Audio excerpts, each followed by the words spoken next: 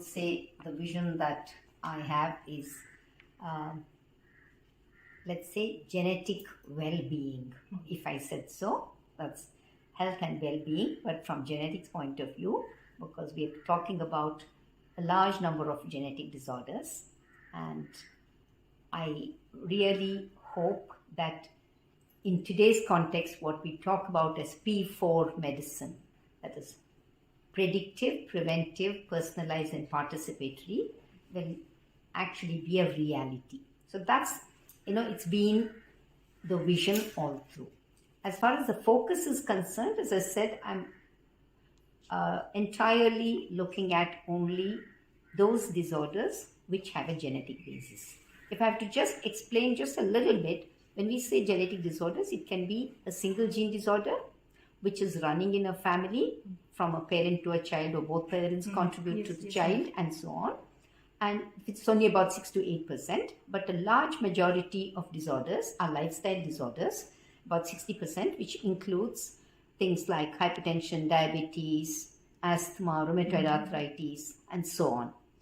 So we know very well that there is a genetic component even in these disorders, but there is a well-documented non-genetic factor. That is, it could be anything, we just say non-genetic factor, which is what makes predictions difficult in that group of disorders.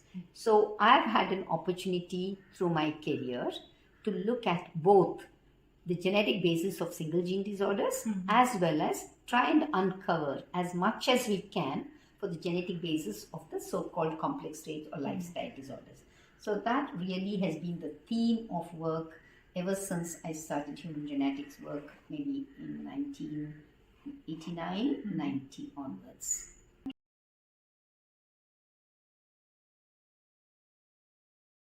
At the outset, I would say that the family support, the family values that they instilled were very, very immense, and I think really the most important in shaping up what one grows up to be.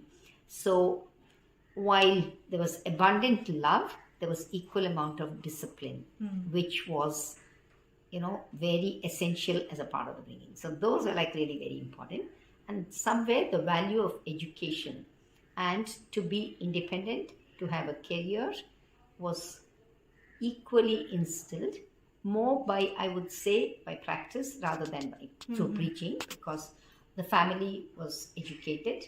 My maternal grandfather was a teacher, but my mother had only sisters, but all of them were educated, and in fact, 4 of them, including my mother, were garment servants. The first aunt of mine being the first garment servant to be in Cook district under the British government. Okay, so that having been the background from which I came, a middle class family, so education with a purpose was really what we were kind of made to realize very early on is the most important, and that I think was the driving force to get where one is.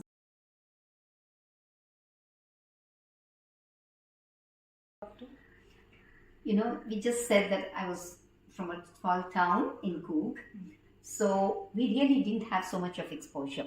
Okay, neither by way of lots of books or those days, of course, TV and other kinds of media was not there. So I don't really recall reading or listening to anybody who kind of made that impression in a big way. But I think all through, even during, so when I stepped out of school, that continued to be the same. College, again, was not very, very influential in terms of a person or a few people. But the driving force, of course, was to achieve something. You needed to follow a passion, or needed to follow a path that you have chosen to be in, and so on.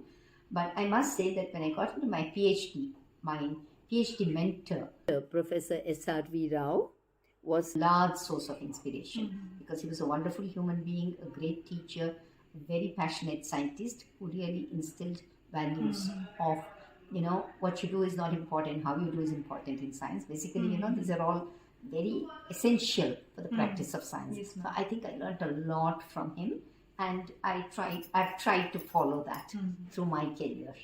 Okay.